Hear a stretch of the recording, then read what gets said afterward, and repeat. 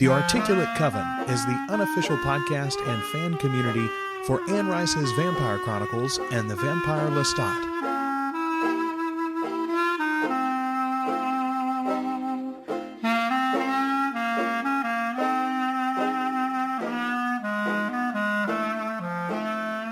Welcome to the Articulate Coven, the unofficial fan podcast and community for Anne Rice's The Vampire Chronicles, The Vampire Lestat, and the forthcoming TV series from Hulu and Paramount TV. We are your hosts. I'm Joel. I'm Ashley. And we are the Articulate Coven.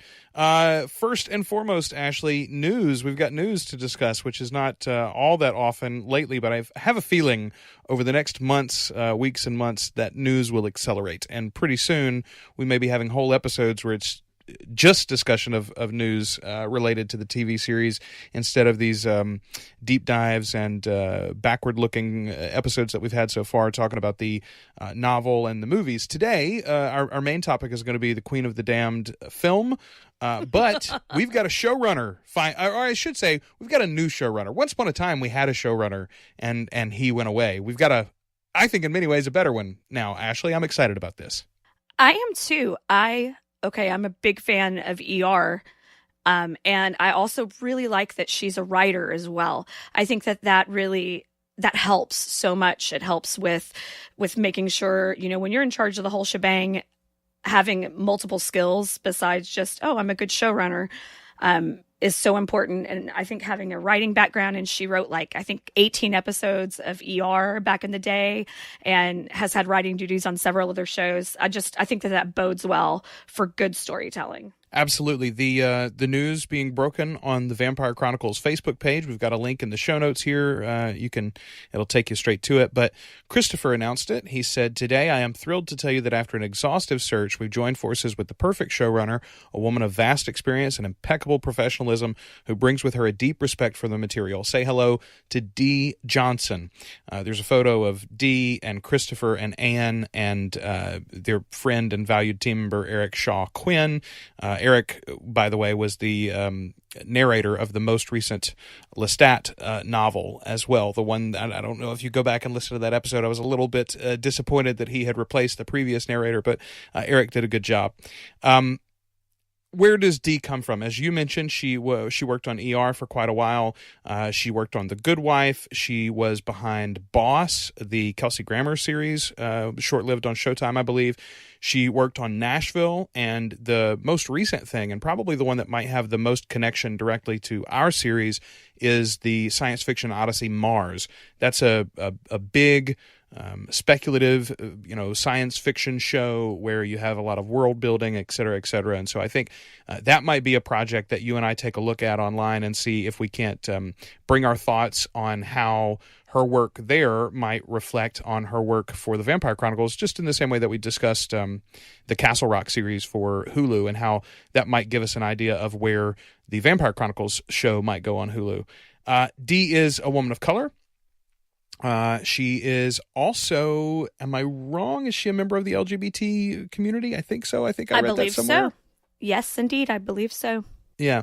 So the very nature of her personal experiences, I think, are going to bring a life to the otherness of the vampire world that thus far hasn't been presented to us on film, really. It's clear in Anne's work.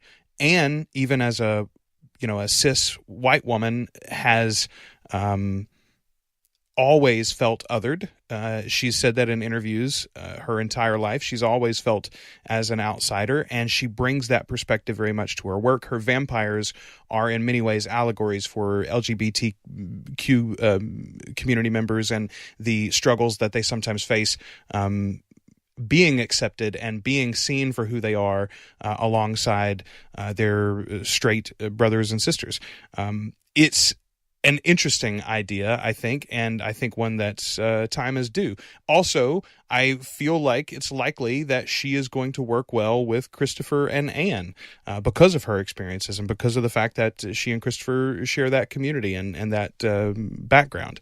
I think it is very likely that this will be a great working relationship that we can look forward to many years of fruitful production out of. Hopefully, anyway. I think, and you and I talked about this, the one thing that I don't think we want is like what you had with The Walking Dead, which worked out, I guess, okay in the end. That's still a very successful series. But you literally had a different showrunner for the first 3 years in a row, I think, before they finally settled in. It was just constant overturn, constant new directions for the show, the tone of how you're going to build everything. And with a series that is as wide-ranging as the Vampire Chronicles is, and as different in tone from story to story, right? Like the narrative thrust of the Vampire Lestat or the Queen of the Damned is quite different than something like the Tale of the Body Thief, which is different even yet again than something like Memnoch the Devil. So to be able to tell all of those stories and the wide range of experiences and characters that are going to be present in this series, I think that Dee is hopefully just the right voice. I'm very, very positive about this development.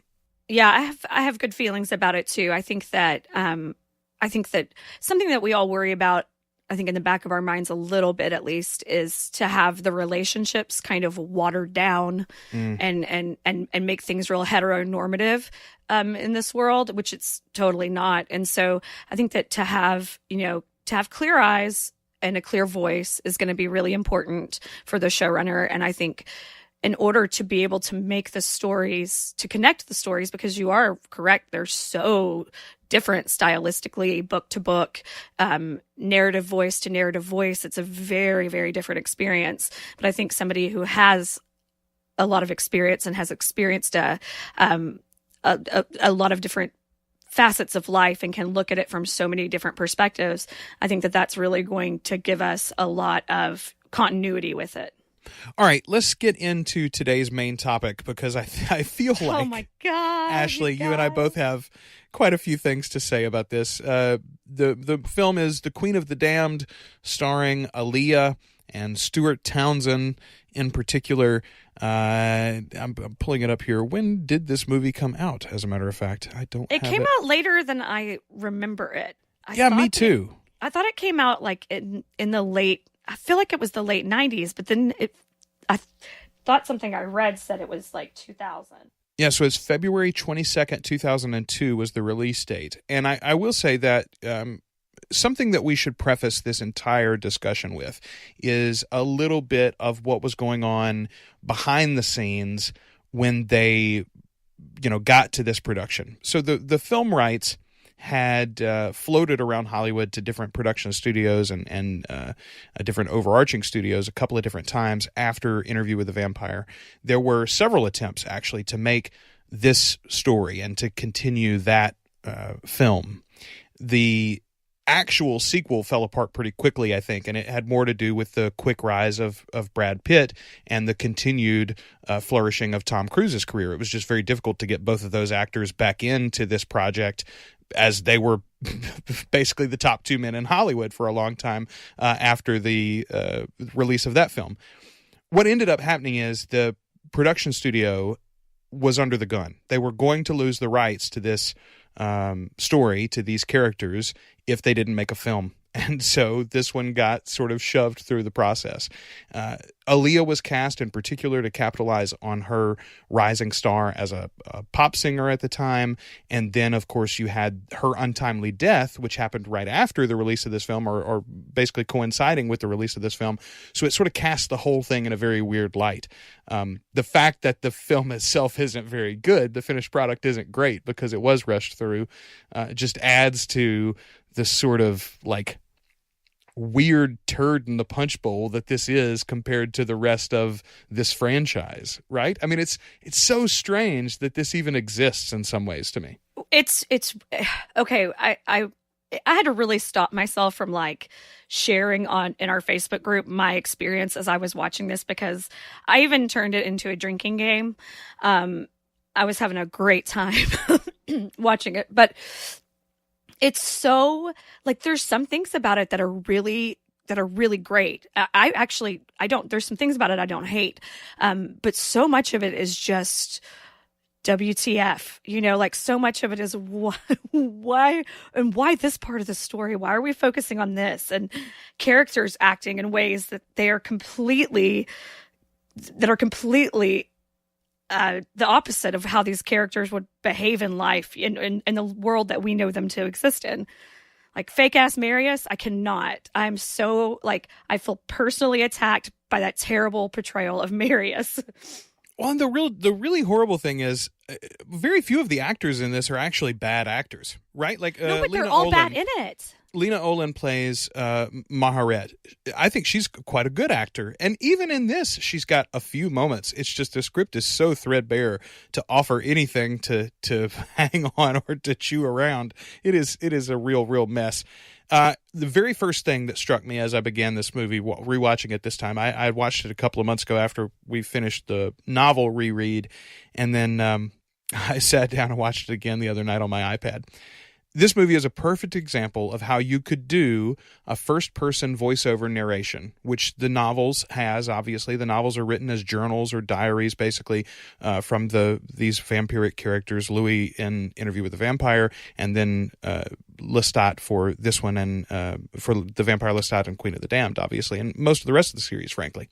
The film tries to keep that, and it uses a narration from Lestat, and it absolutely ruins everything. It's so just bad. It is immediately terrible. There is one interesting thing, though, in this very opening scene, I thought. The first time that we see... So you go quite a few minutes anyway, without seeing Lestat's face. You see his body, you see him moving, you see a lot of scenery as you hear him, but you don't see his face for a long time.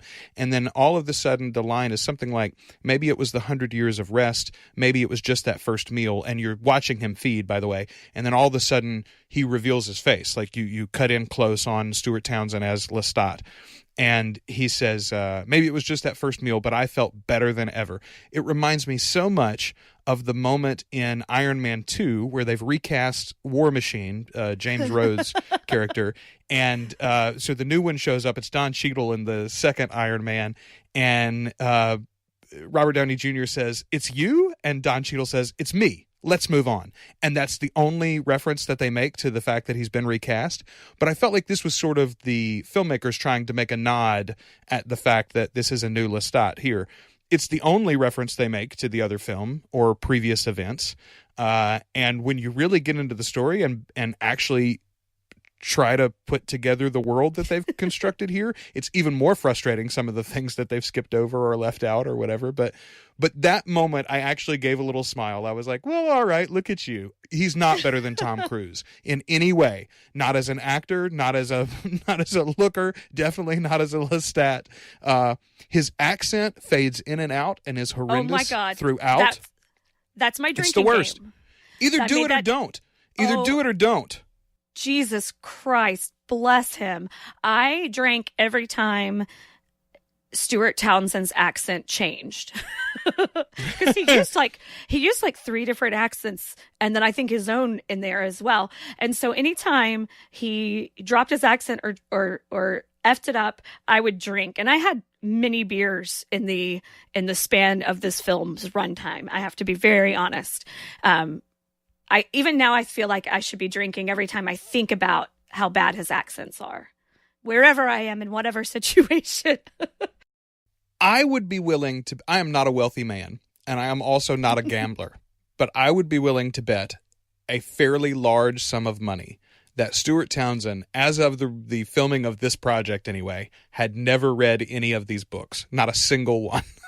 Oh, I would think that is true for sure. And likely the case for most of the rest of the cast as well. This is not a cast that's bringing a lot to the table as far as their understanding or interpretation of the characters as presented on the page. No, and you're totally right that this is not a bad cast. I have never seen some of these actors act so poorly, though. Like, there's very bad acting in this movie. And I don't know if that's a fault.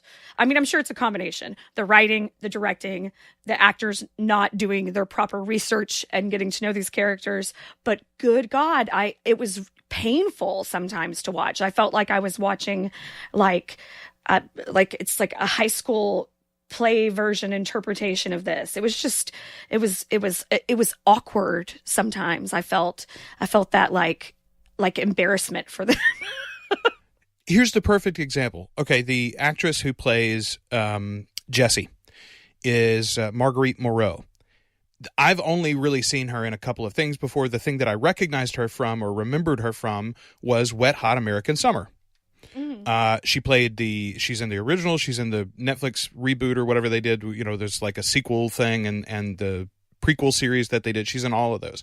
That is literally like a parody of 80s, camp movies.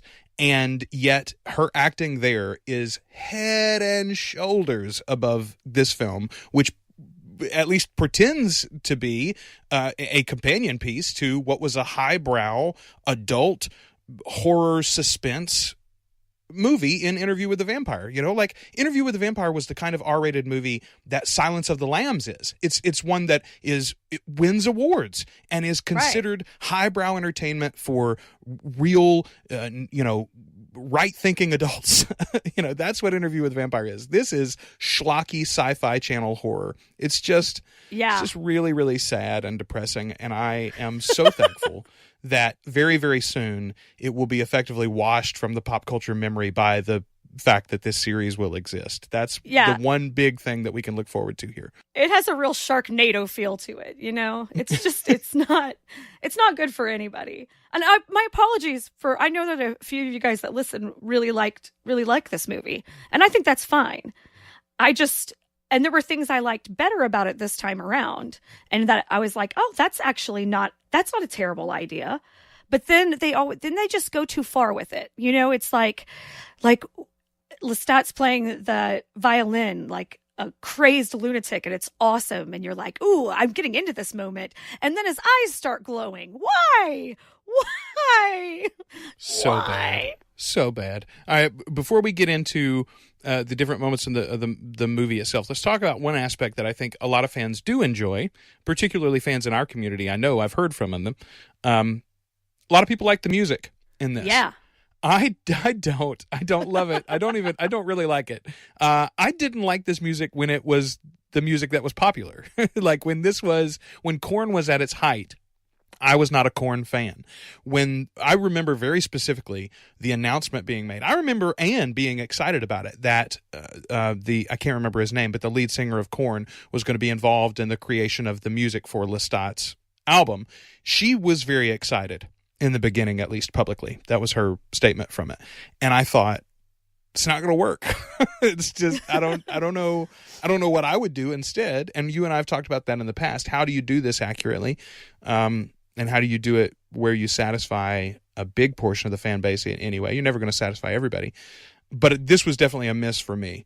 I think this is going to be an issue, though, anytime and every time you tell this story and actually make the music. If you actually do the rockstar thing, I think it instantly, it cannot be what the music is supposed to be in the book, which is this seductive, unbelievably appealing, world-shaking, popular thing, right?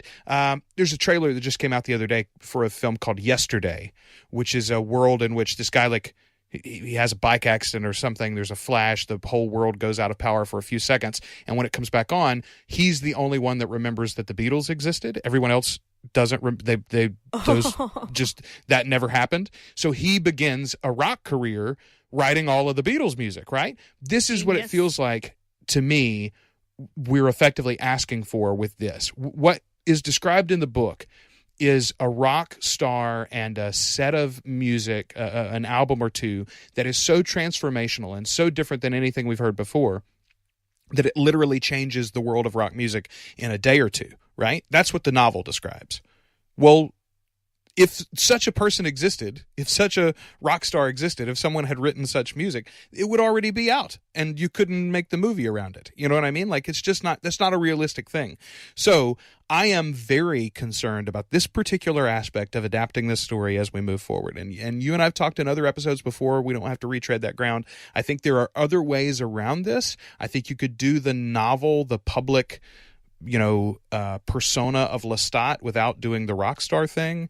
You could go in a totally different direction. Make it a podcaster, make him have a podcast, whatever. I don't know. But I am worried that there's no music that will satisfy me. I have my favorites. If he came out and sounded like the Decemberists, I would probably like that a lot more. But also that's not Lestat either. So, right. And people who hate the Decemberists are going to hate the music again. So what do you do, Ashley? I don't know, but this was one aspect of it that I honestly, I didn't hate. It's not really my style of music either. And it definitely, I had moments of I have this like empathy, embarrassment that I'll feel for in some experience, in some situations. And I felt like that so much through this movie. I was just cringing with embarrassment for the actors at times. And I don't know if it was just like, I could kind of feel from them that they couldn't even commit to the absurdity of the entire thing or what it was. But I will say, like, I don't hate the music in this. And I think for the time that it came out, they were really smart. I feel like, as far as like rock bands that shake the earth when they perform, I think about early Rolling Stones and things like that, that are just like unbelievably good and sexy and you can't explain why they're sexy and that sort of thing. That's kind of how I think of what Lestat should be in that presentation of the music. But again, like you said, those styles of music are either not popular now or have already happened. It's hard to do something groundbreaking when so much groundbreaking has already been done as far as music goes. And probably not being musical geniuses, I'm sure they have very great people working on the music for this, but it's not like it's some, otherworldly musical genius working on it. So I just don't think that they're going to come up with anything that's new and groundbreaking. The best thing they can do is embrace the music of the time and hope for the best, if that's the direction they go in. I will say, look at, it just came out this past year, A Star is Born. And the music in that movie is actually quite good. The right. stuff that comes from, what's his name? The male rock star. I can't think of either of their characters' names now. But the one that comes from the male rock star, like they sound like a modern, country-ish rock star kind of guy. Like that could work. You could imagine that guy's career behind those songs. And right. Likewise, the stuff that Gaga is featured on, like that all sounds like her or like a similar artist that could be popular today. And the key to that is that they used Gaga behind the scenes to create a lot of that music. They also brought in Lucas Nelson, Willie's son. Willie Nelson's son was a major driving force behind a lot of that music. And it shows. He is an actual, currently producing popular musician, a singer-songwriter, and so is Gaga, and the two of them together can produce that work. So if you get that kind of level of involvement on it, I could see how you could come up with something that was positive. I will say that here's a couple of highlights for me. The I don't know the name of the song, but the one that Akasha is dancing in the bar early when she first appears, I think it's the chorus is something like "Why Won't You Die" or something like that. Oh yeah.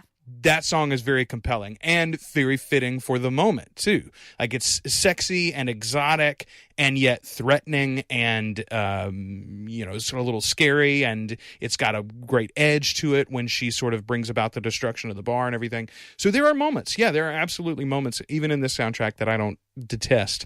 But that's a big stumbling block, I think, in the future of this. You already referenced my next point that I want to get to, and it is the origin for Lestat in this film and the way that they present this universe. So in this movie, he was kidnapped from his home, taken to the Mediterranean, and he is made into a vampire by Marius.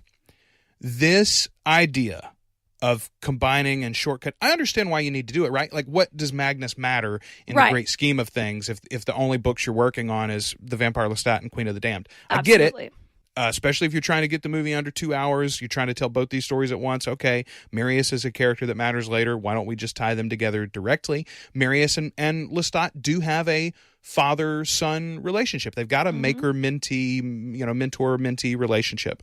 So I can understand it.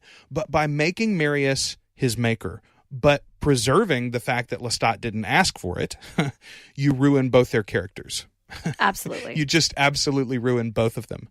First of all, part of Marius's power and his position amongst the rest of the vampires, the biggest part of it becomes because he kept the king and queen for so long, and he is respected because of that and his age. But even more than that, because there are many vampires, especially in the later books, that are much older than Marius. The reason why he maintains such an important part of the coven, I think, is because of his moral compass and the strictness with which he holds to it. He was not a religious man in his mortal life, but he was a very moral man, and he had a code of ethics that he held to even after becoming a vampire. You can see that in the fact that he only ever really creates Pandora as a offspring, right? Like he never gives the gift to another vampire, and even then he sort of begrudgingly does it because it's out of love and this fascination with a creature that swears that she was tied to him in a former life, you know? So like he's caught up in a romance at that moment. That's literally his soulmate in some ways. He could have done it for Lestat's friends. He could have come and saved Lestat earlier in Lestat's plight than he did in the novels. He didn't because of, again, the patience, the logic that Marius brings to bear on everything, the not cold, but the calculating nature of his intellect. All of that's thrown overboard. He toys with Lestat in the beginning, then he toys with David Talbot at the end. It's so not Marius. Oh, it pisses me off. Oh, I was so angry. I was so angry about this. I was like irrationally furious. And I think that because we've learned more about Marius, even more about Marius since this movie came out, that it's even more offensive to me. I'm like, this portrayal of this character is completely wrong. Now, I don't hate the way that they combined things and the way that that's actually, I was like, actually, this is a pretty smart way to kind of cut out the middlemen, get to the meat of the story. But I think it's the way, like his callousness, like that's not a quality of Marius. He's not a callous person. He's not a callous vampire, whatever. That's not a quality that he really possesses. And this character was very callous and menacing and toying. And I actually, I wrote down, why is Marius playing Lestat in Interview with a Vampire while Lestat is playing Louis? And that's how I felt, like, especially right after he turned Lestat, like that whole section. I felt like I was watching Interview with a Vampire again with Lestat toying with Louis. And it was like, I just was so freaking confused and so aggravated. Yes, absolutely. I hadn't thought about that, but you're absolutely right. It's a role reversal in many ways. Very, very strange. How is this movie so short and yet it feels so long? Already at this point, I'm taking notes about how interminable this movie is, and we're like 20 minutes into it, maybe.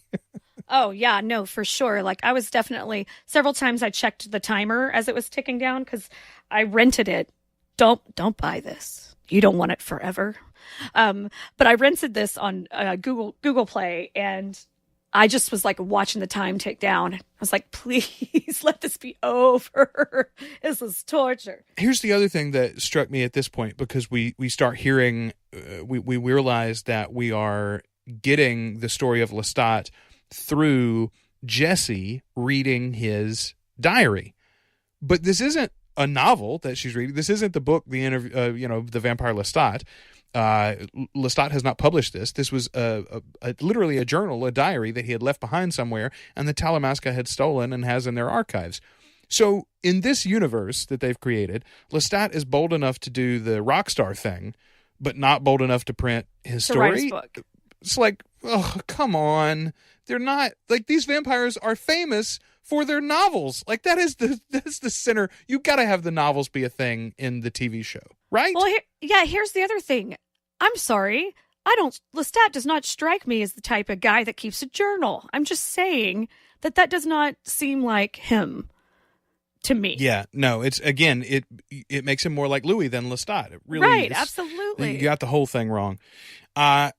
So you actually referenced the scene with the violins earlier. This is the first thing in the whole film that I thought, this is a good scene. I really enjoyed that whole section. In fact, it's electric sounding. First of all, him playing the violin, it didn't sound right, but I dug that. I think that that's something that we see in the story of Nicholas a few times, the way that Lestat describes him playing, especially after he's turned, it's otherworldly and haunting, et cetera, et cetera. I think that's all very, very cool.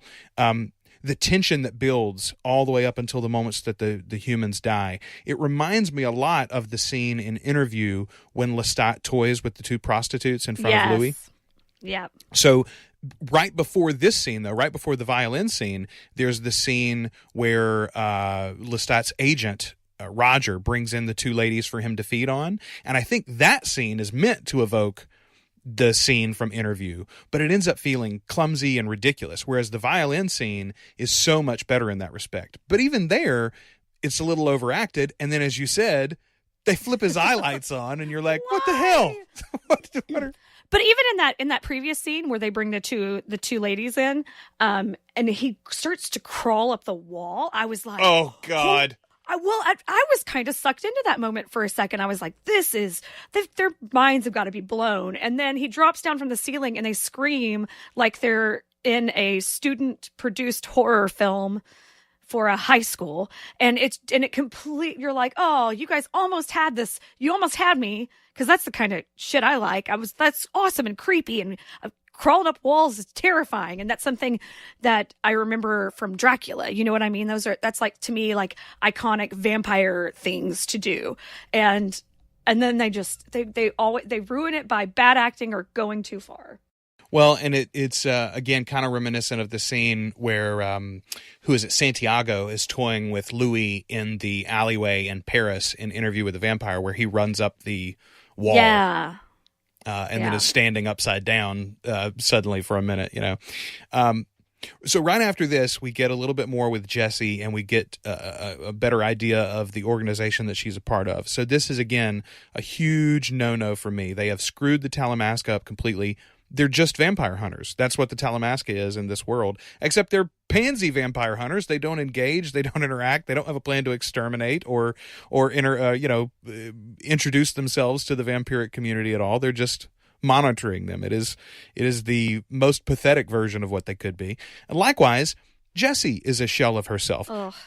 So Jessie in the novels is a diligent, gifted, hard-working, hard-headed investigator. She is fighting her own paranormal organization, the Talamasca, to get to the truth of this vampire story, while she's also hiding the fact that she works for the Talamasca at all from her family. She's this woman with the tragic past of her aunt, and she's sort of like shunted around as an orphan, et cetera, but also lives a life of privilege because of the wealth of the family, et cetera. So all of these things come together in the person of Jessie. We get none of that in this movie. All she is Lestat's groupie. That's all she is in this film, and it is disgusting. Yeah, it's a complete waste of what is a really cool, complex character. It's just a complete waste. And a character that I really, really love in the books. But that's just, that's a total fumble. And I don't know whose fault that is. That's definitely the writing. I mean, it's definitely the writing, but it's, it's down to, I don't know, every bit of it. It just felt like she's the type of person that would write love letters to a serial killer in jail. So, like an hour in, Marius comes and meets Lestat. They're sitting on like a billboard or something above the city and having a conversation, which, first of all, I was reminded at this moment in the book, Marius is still buried under the remains of the temple that Akasha has destroyed, and like Pandora and somebody has to come save him or whatever. Like, God, there's just so much good story that we missed here. But it finally occurred to me what happened with this film. This film, what happened is the studio was under the gun. They had to get this movie made. They had to get the rights maintained by getting this under production. And so literally there's like an all hands meeting, and they ask the room, hey, we got to write this Anne Rice movie. Does anybody know those books? And like one dude in the back, his wife has read them and loved them for years and keeps talking about them. So he sticks his hand up and he goes, yeah, I know all about the vampires and stuff. And quickly the narrator says in a Ron Howard voice, he did not. He did not know about the vampires and stuff, for sure. No. So look, very little about this movie is any good at all. Aaliyah is not perfect, but she does absolutely capture the otherworldly, exotic nature of Akasha. And that first moment when you see her, when she comes into the bar, the way she moves is electric. It's a terrible script. Her lines are horrible. The fangs that they give her are a little ridiculous. The vampiric special effects, the way they flip upside down and attack each other, like all of it is nonsense. But still, there's like in the middle there, I can understand why some executive was watching the dailies of this and going, Aaliyah's going to be a GD superstar. Like, this is going to make her the next Marilyn Monroe, and we're all going to make $1 billion off of it. This might have been a breakout role for her if she had lived, even though the film wasn't any good. I think it's possible that she might have risen above it just because she is really, really compelling. And she's got so little screen time, too. That's the other thing that I didn't realize looking back on this. And even when I had watched it recently, to go in to watch it the second time, I'd forgotten we don't get any backstory effectively on Akasha. We don't meet Maharat really or understand anything. First of all, the twins don't exist. It's only Maharat, right? There's no Makare. Also, it was about this point in the movie that I realized Louis and Claudia don't exist in this universe either. What? Yep. And so and they never explain, like, when the whole coven starts to show up, they never explain who those vampires are and why they're important. And if you're only going to include a handful of them, why the hell would you not include, at the very least, Louis, who everybody knows, if not introduce some version of Armand? It just, some of the choices they made were just mind-boggling to me at the things that they chose to keep and the things they chose to toss. Like, it just seems like, well, no, we already know Louis. Even if Louis doesn't look like Louis, even if it's not Brad Pitt, we still know the character because we saw that movie. So why the hell would you not have Louis in there at this point? And Pandora is one of my favorites. I can't wait till we get to talk about that book. I love that character. But I was like, why the hell? This is a waste of use of her. And then they kill them all. Ugh. Yeah, they literally killed almost all of them. I think there are 3 vampires left at the end, and that's it. So here's the cast list, by the way, of the vampires that we know from the books that are listed in the cast. Here's who you have. You've got Lestat is played by Stuart Townsend. Jesse's played by Marguerite Moreau. Akasha is Aaliyah. Marius is Vincent Perez. Maharat is Lena Olin. Okay, now, the others that show up towards the end. First of all, there's only 4 of them. Right. So the whole articulate, the whole coven of the articulate is like 6 people. Mael is there. He's one of them. He's played in this film by Christian Menon. Pandora is the woman with the jewelry, the sort of Eastern-looking woman. She's played by Claudia Black. Cayman is played by Bruce Spence, and I actually confused Mael and Cayman in the scene. In my head, I thought surely, and we'll get to it, well, you know what, we'll go ahead and jump it. There's the one guy who's sort of like, I called him caveman vampire. Yes. He's like, he looks a little dazed. He looks like he's covered in dirt the whole movie. Some really sort of a fluffy strange hair. looking guy. Seems to have some relationship with Jesse, although they never speak. Right? But there's a couple of moments where he touches Jesse in a sort of a protective way. So bizarre. I thought for sure that was Cayman. It's not. It's Mael. Cayman is presented in all white. and you only really see him in the background, and then once you see him sort of from above as he's attacking Akasha at the end. He's one of the vampires that goes to attack Akasha and try to kill her. That is supposed to be Cayman, and he's played by Bruce Spence. Bruce Spence, you might recognize if you actually go and look up like his IMDb picture or whatever. He is well known for Mad Max 2 and Mad Max Beyond Thunderdome. The guy's like 6'7". He's a very strange looking actor. And he is sort of known for those weird character roles. He was in, I think, the second Matrix movie too. He's been in a bunch of stuff. But again, he is so weird looking. I thought for sure that was Cayman. No, they've flipped him around. The other actor the other vampire there that I thought again for sure was maybe Mael. I don't know. He had the long flowing yellow hair. I thought, I don't know, is that their idea of like what a druid looks like? That was supposed to be Armand. They did at least get Armand young. But again, if you're going to put him, first of all, how do you have Armand without a relationship to Marius? First, right? And second of all, if you're going to put Armand in this movie, why don't you ever mention him by name? We literally, right. What are you doing? So what is the point? Was that the Loris Tyrell looking guy? Yes. Yeah, exactly. See, I should have looked at the guy out of the Tiger Beat. Yeah, he looks like Loris Tyrell to me. Ugh, and it's the whole thing so frustrating, and I cannot. I'm not okay with it. Here's okay. Here's a little bit of praise. There's one good joke. There's one good joke in the whole movie. Jessie, she gets to Lestat's house. This is going to be the second time that they will have met. She comes in with the other girl. Roger, his manager, brings the two girls in, and Lestat and Jessie start bantering. They're just ignoring the other girl, basically. And Jessie says something to him, and then he snipes back at her and calls her a Talamascan, like it's a bad word. And the other girl pipes up real quick and goes, "I'm an Episcopalian." I thought that was the laugh out loud moment in the whole movie. I literally busted my gut. Oh, God. Although that springs off the back of a moment that I think is one of Stuart Townsend's few good ones in the film as well. When he first saves Jessie in the alley, he beats up, kills, or runs off the other vampires, and then he's standing over her. This is right after she's claimed that Marius is her host or whatever. Mm-hmm. He's standing over her. The other vampires are all gone. She's still hiding her face, and she's like, it's quiet for a second. So she pulls her hands back away from her eyes, and he says, "Boo."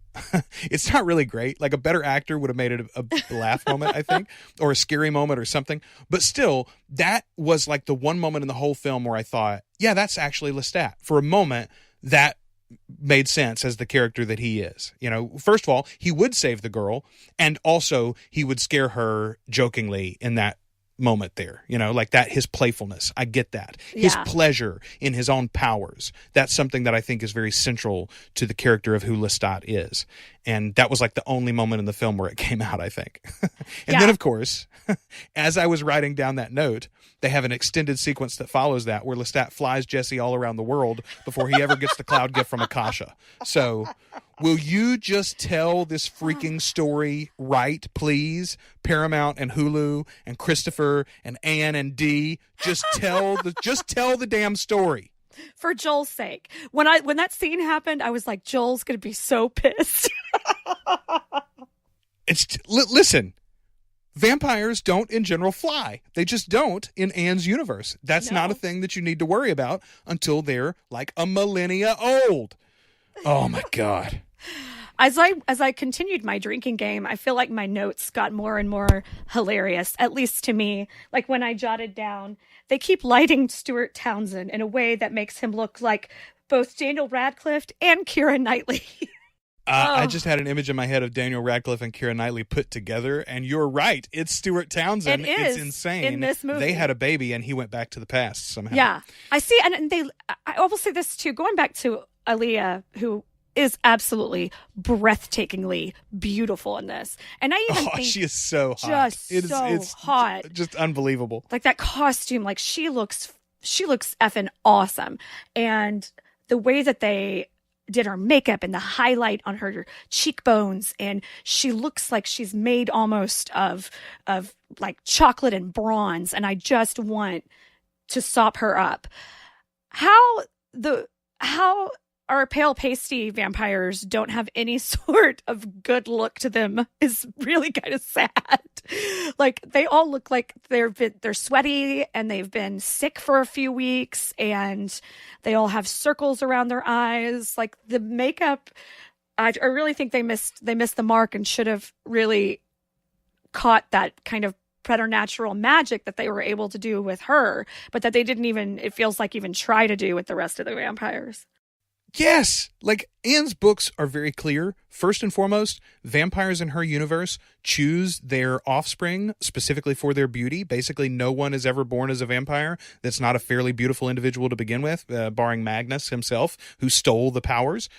But then also, the blood works a trick on whatever tissue it touches to bring out its luminosity, its beauty. You know, whatever radiant nature, whatever radiant qualities you have as an individual are magnified and impressed. You know, I think about the transition scene with Gabrielle, right? Like, she goes from lying on the bed dying of consumption or whatever it was that she had to this vibrant, powerful, immortal being. And the loving nature in which Lestat describes her beauty and the radiance that she has there in the room, like, oh, translate that onto screen, please. Just please. Yeah, these vampires looked clammy. let me ask you something. So let's talk about something else kind of creepy and disgusting in the decor here. I'm about an hour and 15 minutes in, and it occurs to me that these creepy ass dolls that Jessie had as a kid, it's something you see several times in the film. When you see her flashbacks, she's always got these weird dolls, and then in Maharat's house toward the end, you see a bunch of the dolls again. Where'd all these dolls come from if Claudia doesn't? The only reason those dolls are a part of Interview with a Vampire is because they were buying them for the vampire little girl. Like, creepy ass dolls is not a thing that's in this novel just because vampires don't like creepy ass dolls. That was because they had a vampire little girl. Like, it's like somebody watched 30 minutes of this film on cable once, and they were like, yeah, I could tell that story. It's totally cool. It'll be fine. The fans won't mind. The other thing that I noticed about Mahari and Jessie, by the way, they're like 1.5 feet difference in height. Oh, seriously. And Maharat is the one that's way taller. Like, correct me if I'm wrong, but I think generally across the course of human history, if Jessie is supposed to be like a 2,000-year plus descendant, or really is more like a 4,000-year plus descendant of Maharat, she should be like 1.5 feet taller than Maharat, right? Not the other way around. Well, and I think she's even described in the book as being tall. I could have made that up. I think so, too. But I feel like she is. I think so. I usually take note of that because I'm always sad nobody writes cool parts for short characters. Yeah, they're all Jack Reachers. They're all supposed to be 6.5 feet tall. Yeah, if you're short, Danny DeVito plays you in the movie. Yeah, there's two heights. There's a runway model and troll. Those are your two heights. It's my experience in the industry. Vampires, even the original vampire, by the way, they cannot hang out in the sun. Did you know that, Ashley? I heard that rumor. Yeah, I heard that rumor the whole once. thing. And yet, here Lestat is just walking around this GD island again, Akasha 2, and I'm like, the whole point of the introduction of Akasha, the entire point of that character being introduced into this mythos is the fact that once upon a time, all the vampires in the world got burnt because they left her out in the sun. Yep. Like, oh my God, what are you doing? Oh, this episode is the episode that makes us growl. I will say this. Here's the one thing that I do want. There's a really great moment early in the Tale of the Body Thief novel where Lestat goes into the sun for a while. It's sort of like a little self-destructive, but really he knows he's not going to die. He does it mostly as like a show of penitence, I guess. And also in the end, he ends up with a great tan. Like the rest of the book, he has a nice tan and fits in better among humans. But again, the torture of that moment physically for him is a big point in the novel, like him laying there in the sun and contemplating his own mortality, even as he's this incredibly powerful being who's just lived through this interaction with the Queen of the Damned, et cetera, et cetera. All of that's there. I would like that moment played out on screen eventually.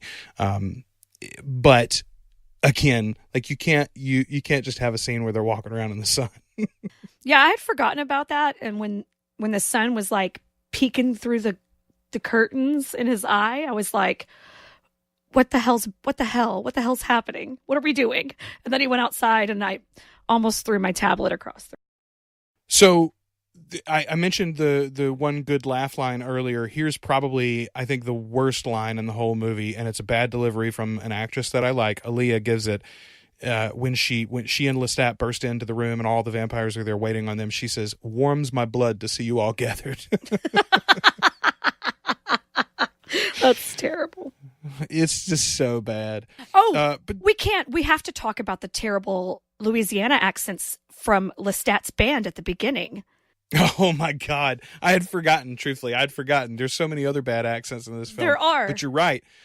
And there's like 3 different versions of it too. All 3 of the actors that speak take a swing at, I guess they're trying to do New Orleans, but like one of them sounds like he's from a movie about Ravel that's made by people from Minnesota.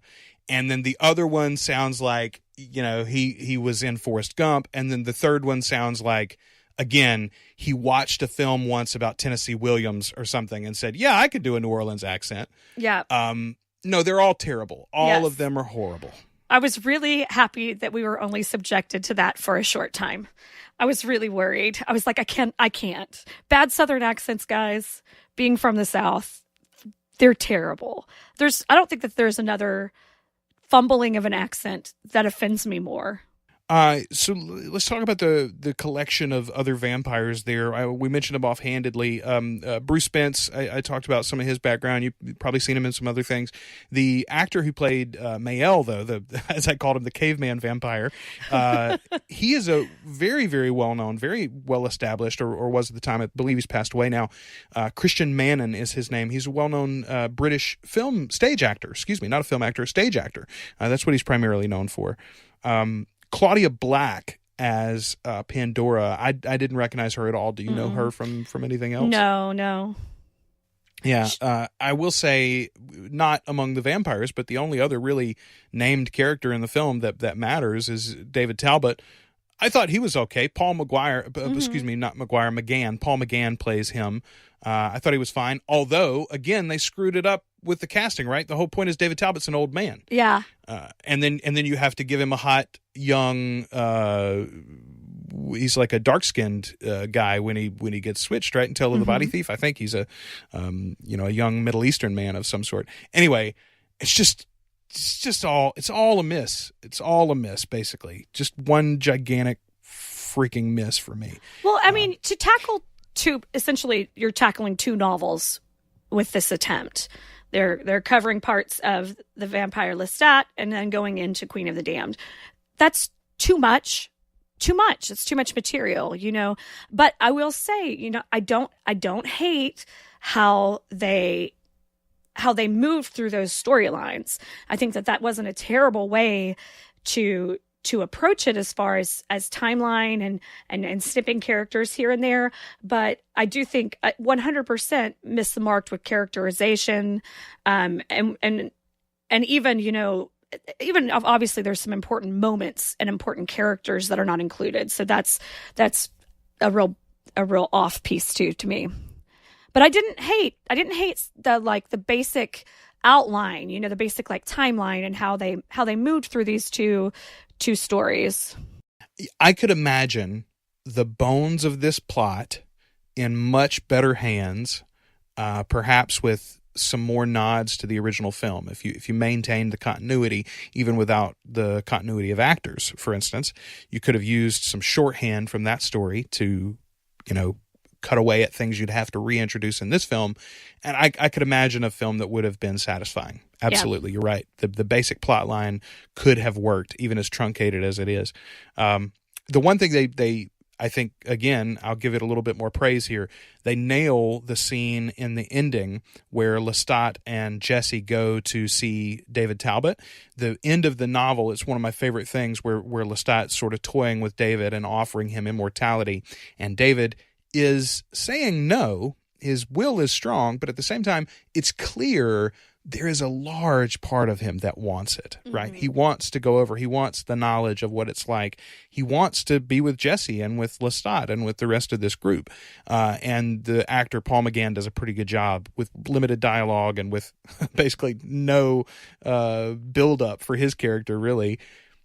He plays that well in that final scene. And then, of course, they shortcut that or stamp on it by sending Marius in to make him a vampire. It's just, what are you doing? They always take it too far. And the way that they handled Marius is unforgivable.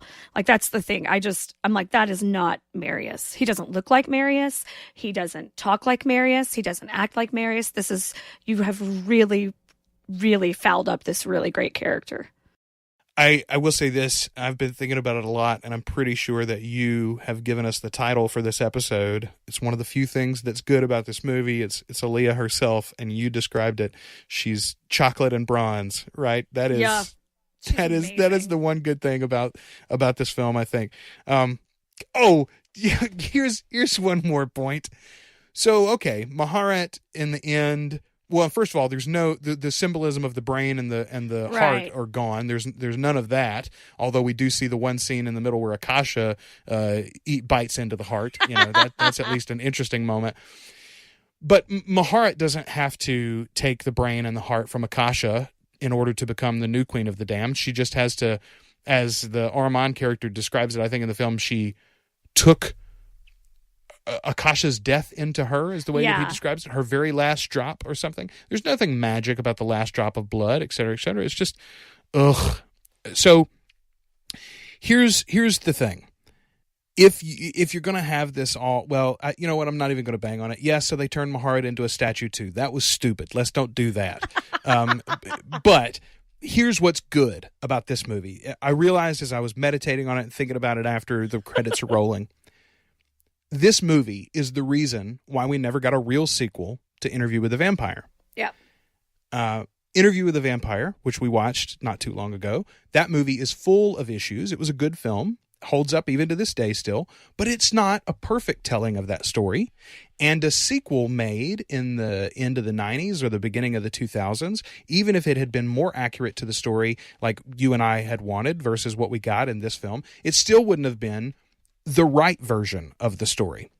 This movie existing is the reason why this property has sat quietly so long. And it's the reason why Anne was allowed to take the rights back. Nobody else bought it up because this movie was a stinker and ruined it effectively in a lot of people's minds. That is a good thing in the end.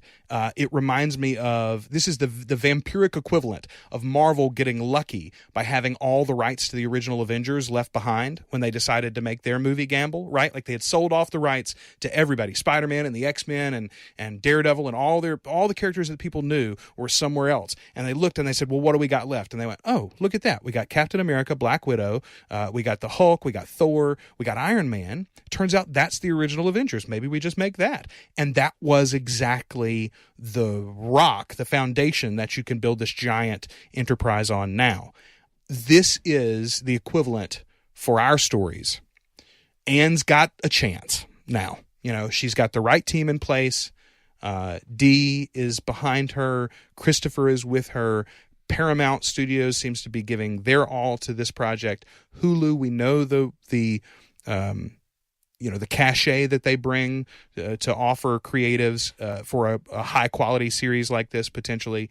So, for all of that, I say thank you to a very, very, very bad movie. Yes, thank you for this terrible film, because hopefully it brings us better things in the future. Okay. Let's go to a little follow-up. We got a couple of pieces of feedback, actually, that I want to get to here from folks in the group. And by the way, you can find us. There's a link in the show notes, but we're on Facebook. Just search for Articulate Coven, or you can go to articulatecoven.com to find all of our episodes and links there as well. Nicholas Danielson in the group says, and he's talking about our last episode about Queen of the Damned, the novel. He says, this was wonderful. I particularly loved how you pointed out that Maharet has the connection to humanity and to others that all other vampires desperately try to create through the dark trick itself. That being said, I would have loved to hear you discuss Akasha's personality, her nihilism, and her need to make meaning because of it. Can't wait until the next one. Along those same lines, Leanne Cherry Billups said, "Yay, I was so excited to hear you guys and the new podcast. Akasha's plan to squash the patriarchy definitely speaks to today's societal and political climate. I've been wondering how they would choose to handle this in the show. If they would use this as a platform to potentially bring people together. If blood communion is Lestat's words of wisdom for everything he's been through, it's that we all need to get along and have more love and compassion for one another. Sometimes messages like that can fall flat if trying to make a larger political statement. I just want to enjoy the stories for what they are, politics aside. But listening to the podcast made me want to go back and reread certain sections that I haven't visited in many years. I just remember my favorite sections were definitely with Jessie. Was terribly disappointed in how they portrayed her character in the movie version. Not sure I can bring myself to rewatch the movie for multiple reasons. No shame there, Leanne. Yeah, no we don't shame blame at all. you. So let's talk a little bit about, because we didn't focus too much on Akasha in the our discussion of the novel, and honestly, on my side at least, it was because in this rereading of it, she fell a little bit flat. I seem to remember her as a more compelling figure, but the arguments to me in this reading of the novel, and again, I'm mostly just going to talk about the novel because of the movie, there's basically no argument at all. There's really nothing from her except for destruction. And then not even really any explanation for why. Like, what is she trying to do other than just take back control of the world, I guess. It's very, very odd. In the novel, though, when you read her logic as she tries to explain her plan to Lestat, it is so much less complex or logical or compelling an argument than even Thanos in the recent Infinity War movie. And you and I discussed the sort of the connection there, and the fact that he's trying to basically evaporate half the universe, and she wants to annihilate 90% of the male population. But either way, it's so clearly a immature argument, right? This is a child's idea of an explanation and an answer to the world's problems. And so for me, there wasn't very much to hang on in my rereadings of it this time. The only thing that was compelling really was the lure of her as a powerful and a sexual object, an attractive object, and the sheer power that she brings to Lestat. In the same way that he's compelled by being that sort of like angel of death alongside this, deity-like figure. That's really the only argument I could see is, well, anytime you're confronted with supreme power, it must be sort of compelling to think about joining sides, right? But if you actually look at the argument itself, I feel like there's nothing there to hang it on. And I don't know if that's maybe immaturity in Anne's writing, that she couldn't have written a more compelling villain, or if it's just that that was a very immature idea and a very immature villain, and it's portrayed very accurately. It just didn't hit me so hollow as a child when I was reading it myself. Well, and I don't know. What do you think? I think when you look at it from the perspective of, we saw her as queen, like, send troops out to annihilate a village, you know what I mean? And so she has this aspect to her that is dangerous, and she's not afraid. And you're also talking about coming from, a millennia before we all live and exist. And so sometimes the solution to problems back in the day were a little bit harsh and maybe an overcorrection, if you will. I think part of that is coming from that being her perspective. But I also do think it's a huge nod to the matriarchal way that Anne creates culture in her novels as well. Like, matriarchal societies become very important. Mother figures are revered. This seems like a complete nod to that, but like this gone in the wrong direction, if that makes sense at all. And I think that, in the time that we live in, violence against women is a huge issue. And I think that we're finally talking about it. We're talking about it a lot more. We're talking about, #MeToo, and we're talking about rape and crime against women and domestic violence and things like that. And it's like, I can see Thanos's point, would it be simple to wipe out half the population so that we can have more goodies, more stuff to spread around amongst us, less poverty, less suffering.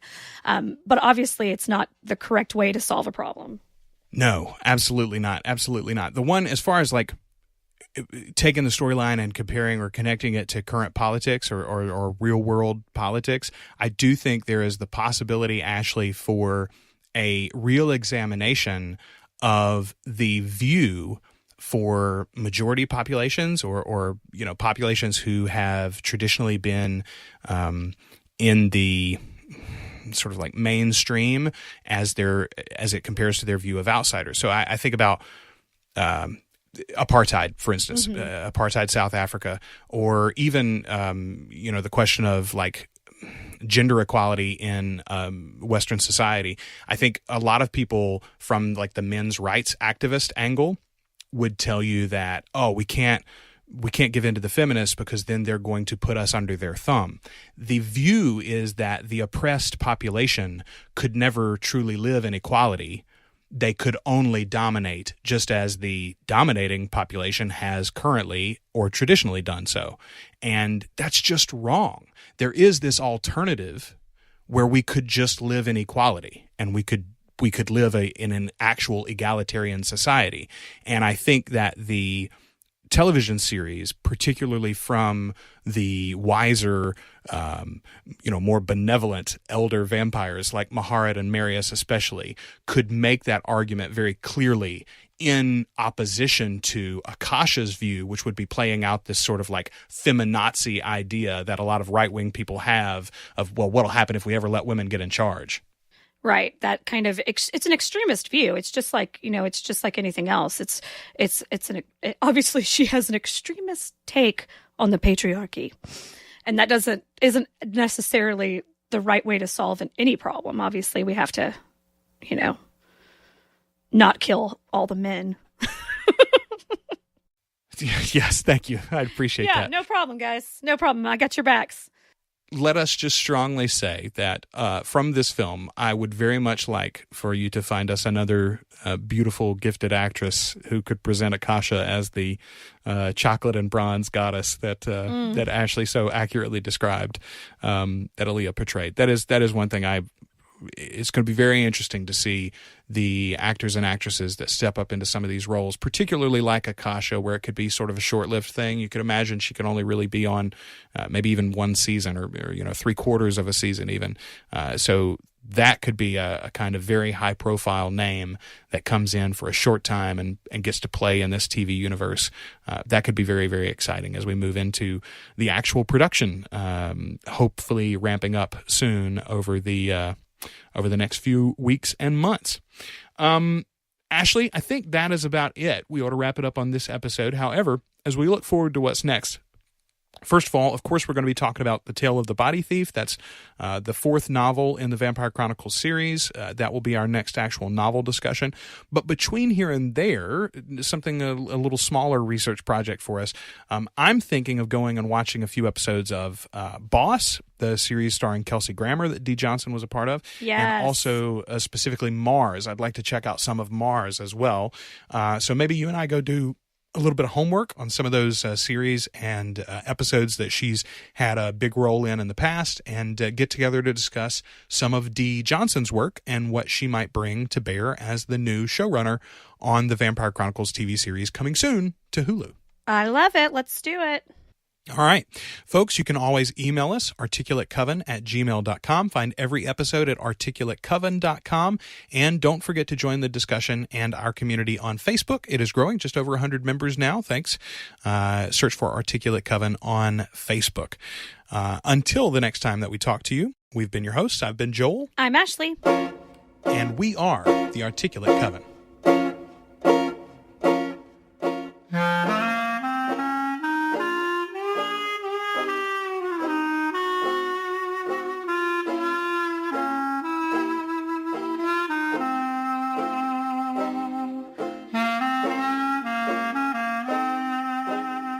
Thanks for listening to The Articulate Coven. Join our community on Facebook by searching Articulate Coven. Subscribe to the show in iTunes, in Stitcher, or on the Google Play Music app. And share us with your friends.